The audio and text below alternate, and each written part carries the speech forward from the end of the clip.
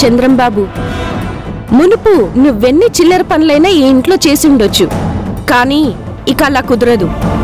మాకిప్పుడు ఇంట్లో ఒక మంచి కూతురుంది, మానసమ్మ. మా మానసమ్మకి ఒక మంచి అబ్బాయిని చూసి పెళ్లి చేసి పంపించాలి. రేపు మానసమ్మ భర్త ఇంటికొచ్చినప్పుడు నువ్వు ఇలా పని మనిషిని పడక గదిలో రప్పించుకుంటే చిచ్చి చిచ్చి ఆ చెడ్డ పేరు మాకు కూడా కదా చంద్ర. అందుకే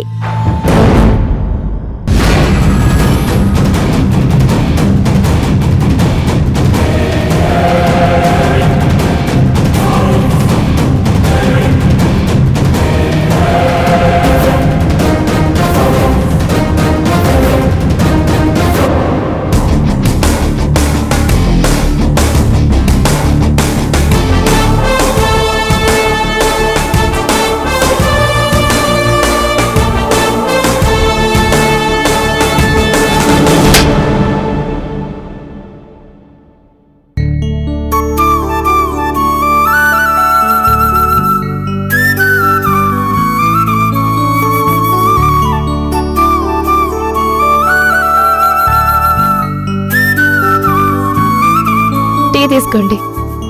ఆ టీ అక్కడ పెట్టి ఒకసారి లేరా. ఏంటి? ఈ బటన్ ఊడిపోయింది. అయ్యో, ఒక పంచయి వేరే షర్ట్ తీసుకునిరా. అయ్యో, అది ఇప్పుడే ఉతికాను. అయ్యో, పర్లేదు, ఇది ఇప్పుడే కుట్టేస్తాను.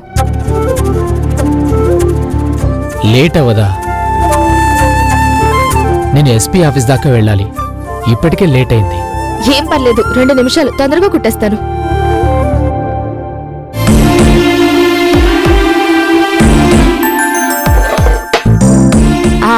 అయినా కరెక్ట్ కలర్ దారం ఉంది. షర్ట్ విప్పొద్దు, అలాగే కుట్టేస్తాను. బటన్ ఇలా ఇవ్వండి.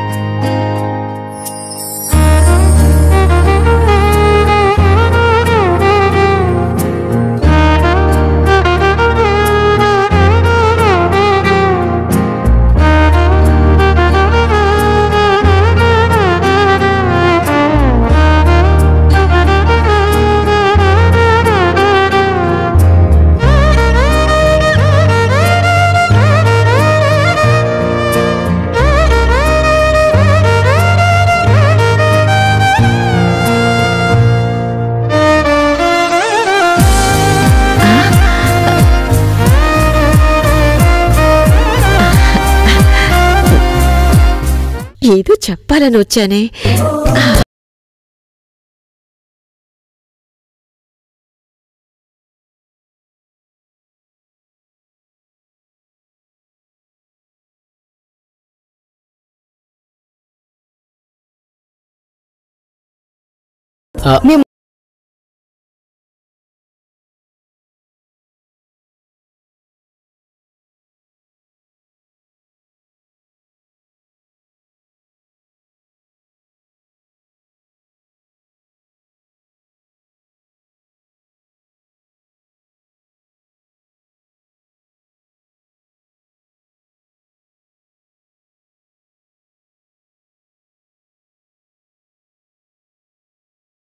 ఎవరెక్కడ వాంతులు?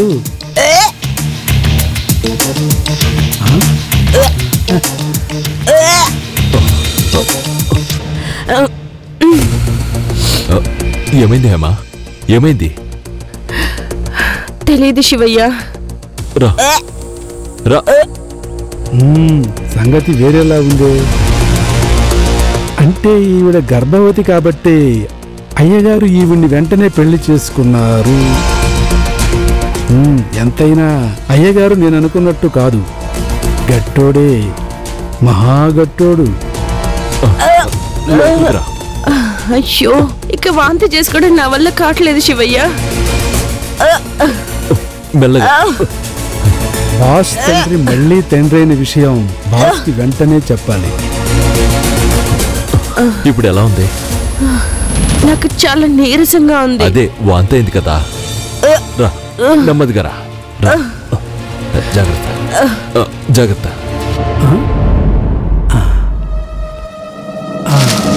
మేడం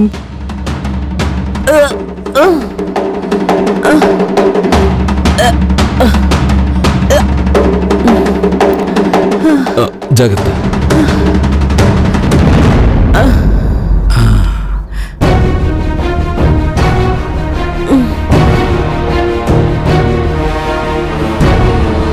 మేడం బాస్కు ఒక బాబు. చ బుజ్జి తమ్ముడు పుట్టబోతున్నాడు. బుజ్జి బాబు మొట్టమొదటి వారసుడు. అయ్యో బెలు మోగిందా?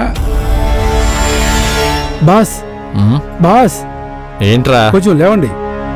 ఎందుకు? విశేషం ఉంది. విశేషం. ఎవరికి? హేమ చిన్నమ్మకి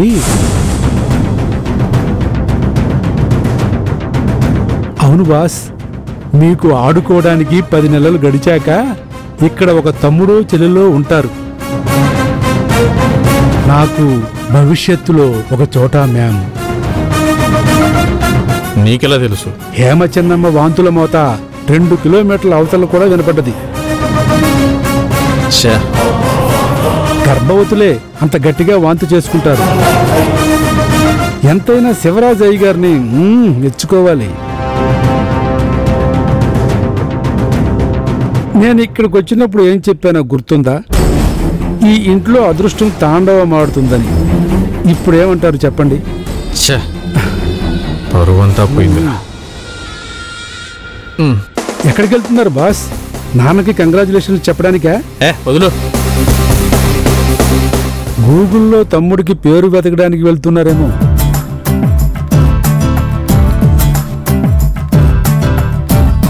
అయ్యో, ఇలా కూర్చో. నేను ఇప్పుడే వెళ్ళి మంచినీళ్ళు తీస్తాను.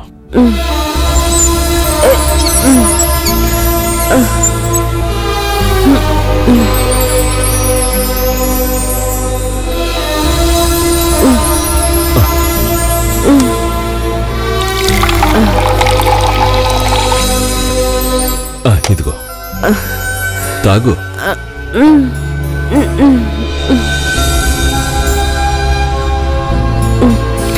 చాలు చాలు. అయ్యో, ఏంటి నాన్న నువ్వు చేసిన పని? ఏం కాకపోయినా ఇంత పెద్ద కొడుకున్నాడని ఆలోచించారా? ఊర్లో వాళ్ళందరికీ మొహం చూపించలేనంత పని చేసి ఉలుకు పరుకు లేకుండా ఎలా కూర్చున్నారో చూడు, చండాలంగా. కనీసం మీ ఇద్దరు మీ వయసు గురించి ఆలోచించాలి కదా. మొహం ఎక్కడ పెట్టుకోవాలో. రా, లోపలికి వెళ్ళి పడుకుంది కానీ. జాగ్రత్త. అరే, ఏంటి వెళ్తున్నారు? సమాధానం చెప్పకుండా.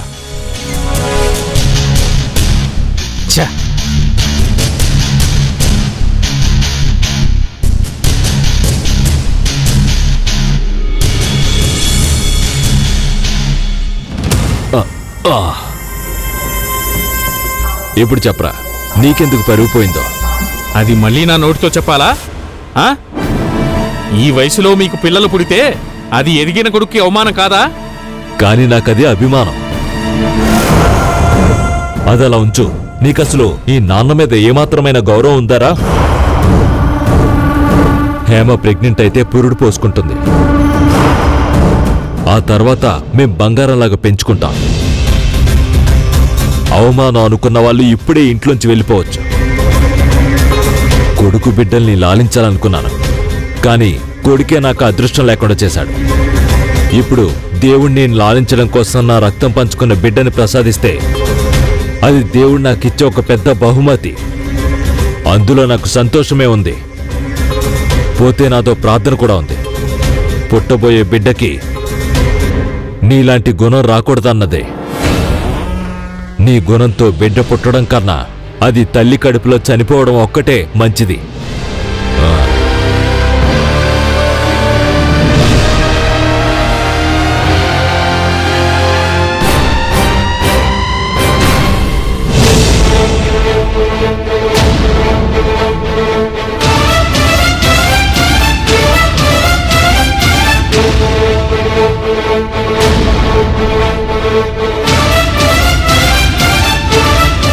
బయటి వార్డులో కూడా ఇంత టెన్షన్ కనపడదు. ఒక తండ్రి ఆందోళన. ఊరికే అన్నాను. జాగ్రత్తగా రండి. రండి. ఏమైంది డాక్టర్? నాకు చాలా టెన్షన్గా ఉంది. భయపడాల్సిందేమీ లేదు. ఫుడ్ పాయిజన్ అయింది. ఓ బాస్, అది నేను ఇంకా వేరే ఏదో అనుకున్నాను. కొంచెం అజీర్తి చేసినట్టుగా ఉంది. అది బయటకు వెళ్లే వరకు 1-2 వామిటింగ్స్ అవ్వచ్చు. అయినా నేను టాబ్లెట్స్ ఇచ్చాను. తగ్గకపోతే హాస్పిటల్కి తీసుకురండి. నేను అక్కడే ఉంటాను. ఓ సరే డాక్టర్. మొదట హేమక్క వాంతులు చేసుకున్నప్పుడు నాకు చాలా భయం వేసింది. నాకు కూడా. నిజం. ఆపరా. అందుకే నేను మీకు ఫోన్ చేశాను. ఇలాంటివి రెగ్యులర్గా జరుగుతూనే ఉంటాయి. ఇందులో భయపడేదేమీ లేదు. నేను ఇక వెళ్తాను. Okay doctor. రాహేమా, పోయి జాగ్రత్తగా తీసుకెళ్ళండి. నేను వేడి నీళ్ళు తీసుకొస్తాను. ఒరే నేను ప్లీజ్ కొట్టొద్దు. హేమ చిన్నమ్మ పొద్దున్నే వాంతులు చేసుకున్నప్పుడు నేను ప్రెగ్నెన్సీ ఏమో చైల్డ్ బర్త్ అనుకున్నాను. ఏంటి? అందుకే ఆ సంతోష వార్తని మీకు చెప్పాను బాస్. మామూలుగా పెళ్ళయ్యాక అంతే కదా. కదా కదా. పోతా పోతా.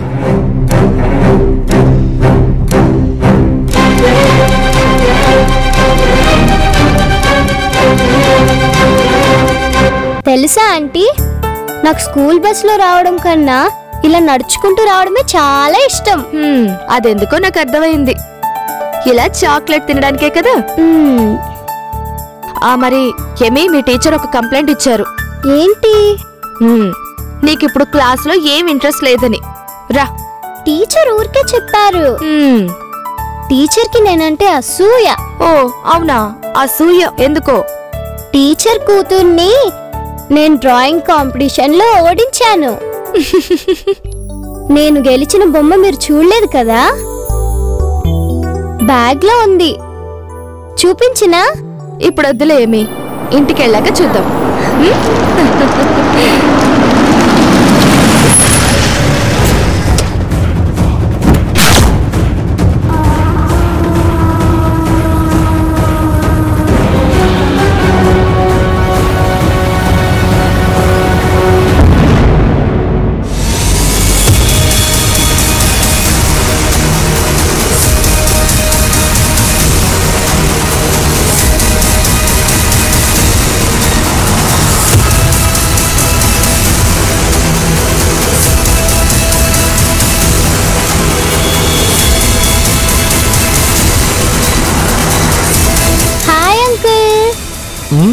హాయ్ పాపా. మొహం అంతా చాక్లెట్ పూసుకున్నావా?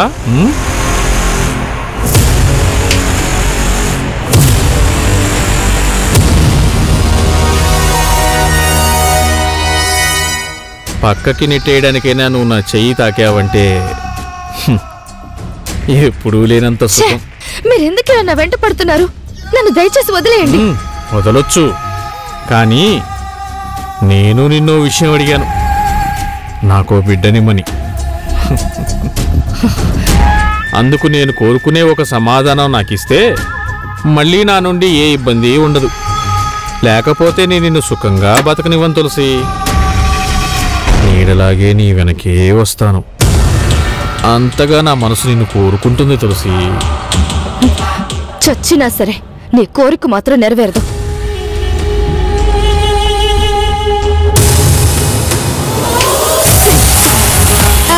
రా.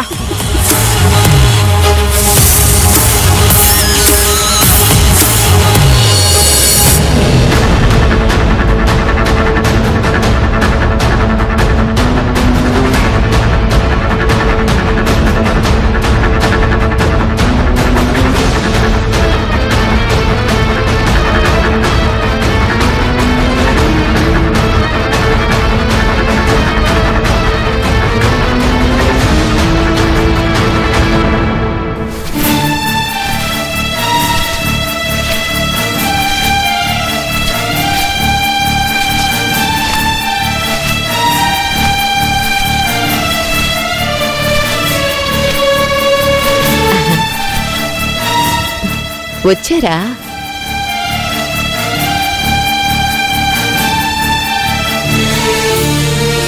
ఏంటమ్మా, ఎందుకలా ఉన్నావు?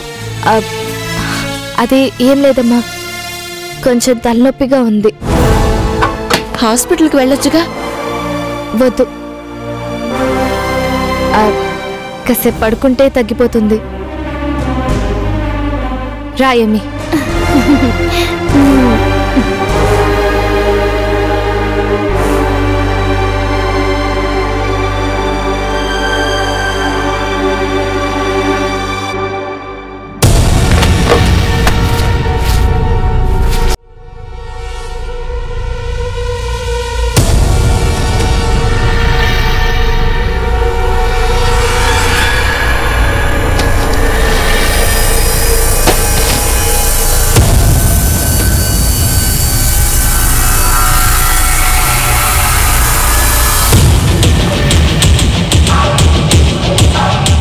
తులసి ఆంటీ, నేను మెడిసిన్ తెచ్చిపెట్టనా? వద్దమ్మా. ఆంటీ, ఎందుకు ఆ గడ్డ మంకుల్ని చూస్తే అంత భయపడతారు?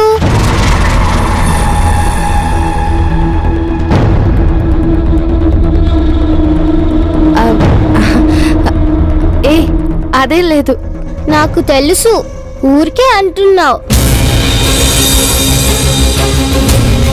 ఆ అంకుల్ని చూసినప్పుడే తులసి ఆంటీ ఎప్పుడూ భయపడుతున్నావు.